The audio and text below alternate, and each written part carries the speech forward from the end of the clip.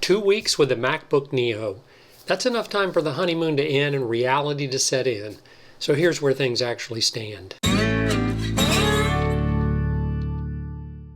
Hi, my name is Rich. I typically make simple videos on how to use the iPhone and iPad, but I'm stepping away from that today to give you my thoughts on the MacBook Neo. If you're not familiar with the MacBook Neo, it's Apple's latest laptop offering. And what makes it special is the price. It starts at $599. If you're a student or work in the education field, you can pick it up for $499.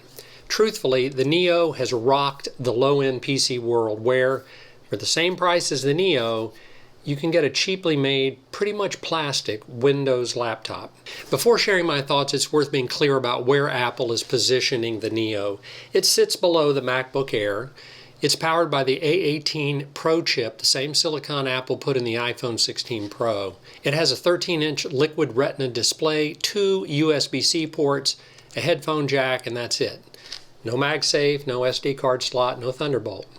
It comes in 4 really cool colors though: silver, blush, citrus, and indigo. I have indigo. And Apple is pitching it as the accessible entry point into the Mac lineup. Now my thoughts after using the Neo for a couple of weeks. The A18 Pro is genuinely fast for everyday tasks. Email, video calls, browsing with a dozen tabs, documents, light photo editing. It handles all of it without complaint. The chip is efficient enough that the machine stays cool and quiet under normal loads. What it's not is a pro machine. I didn't expect it to be. But it is worth saying clearly, if you're running heavy video editing or doing serious creative work, you're going to hit a ceiling here. But for the student, the person switching from an aging laptop, or someone who just needs a reliable everyday computer, it's way more than enough. Price aside, this is not a cheapo, poor-performing laptop. It's just the opposite. Apple claims up to 16 hours of battery life. In real mixed-use video calls and writing and web browsing, I'm landing consistently between 11 and 13 hours. That's still excellent. On lighter days, I've pushed closer to the claimed number. Video calls are the biggest drain. A day of back-to-back meetings will eat through the battery noticeably faster than general use. Planned for maybe 9 to 10 hours in that scenario. Still respectable, but worth knowing. But here's the bottom line. I stopped carrying a charger for most outings. That's a meaningful shift.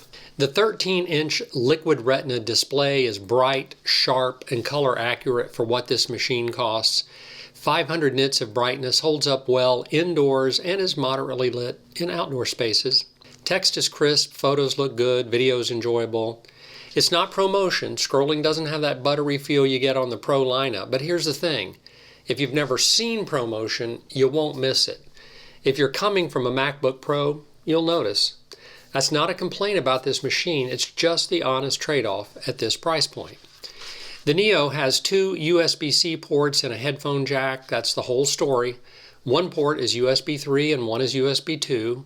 Worth paying attention to if you're moving large files. If you use more than one peripheral at a time, you'll probably need a hub. When you're charging, you're down to one port.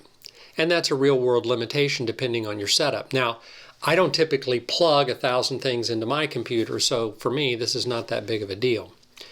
For the target audience here, which is, I think, students, light users, people transitioning from iPad or older MacBooks, it's more than fine. For anyone with a more complex desk setup, budget for a hub and factor that into the total cost. So here are a few things that surprise me. The speakers.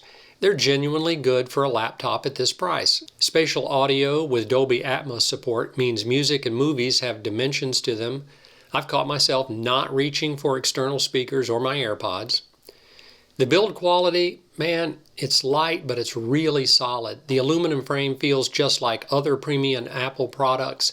It doesn't feel cheap, it feels like a Mac. Carrying it around daily has been easy. You know, Apple Intelligence integration, that's becoming the big thing. On the Neo, writing tools, cleanup in photos, the AI summarization features, they work well and feel native to the operating system rather than being, bolted on. For someone new to this kind of AI-assisted workflow, it's a smooth introduction. There are a few concerns to note. The webcam is a 1080p FaceTime HD camera. And while that's technically fine, it's become increasingly average given where the competition is. It does the job on video calls, but if you're doing regular streaming or professional video calls, it might be the first thing you want to upgrade with an external option. Port flexibility is probably a bigger frustration. One charge scenario plus one peripheral is all you get natively. That feels a little limiting in 2026. Now it's worth noting that there are two configurations of the Neo, a $599 version and a $699 version. The $599 version doesn't include Touch ID, it has a lock key instead. If you're buying and Touch ID is important to you, make sure you're looking at the right configuration before you purchase. I went ahead and spent the extra $100 for the Touch ID. I hate typing passwords and everything that goes with that, and Touch ID just solves that problem. So who is this for? Well, if you're a student, a first-time Mac buyer, or someone replacing a laptop that's a few years old, this is an exceptional value. The build quality, performance, battery life, and software ecosystem are well above what you'd get from similarly priced Windows machines. If you're a current MacBook Air or MacBook Pro user, thinking about this as a downgrade or second machine, you need to take a hard look at it before parting with your hard-earned cash. The trade-offs are real. So here's my honest summary. 2 weeks in, the MacBook Neo does exactly what it promises. It's a well-built, capable, everyday computer at a price that makes Mac genuinely accessible. For me, it's been a good fit. I'll be using this as my portable computer for the foreseeable future. This thing really punches above its weight. In my opinion, Apple built this to capture new laptop buyers, and if the reported sales numbers are right, this is a huge hit. Everything about the Neo is what you'd expect from an Apple product, except the price. Okay, that's it for today. I hope you found this video helpful. Let me know what you think about the Neo in the comments below. Thanks so much for watching, and as always, I'll see you in the next video.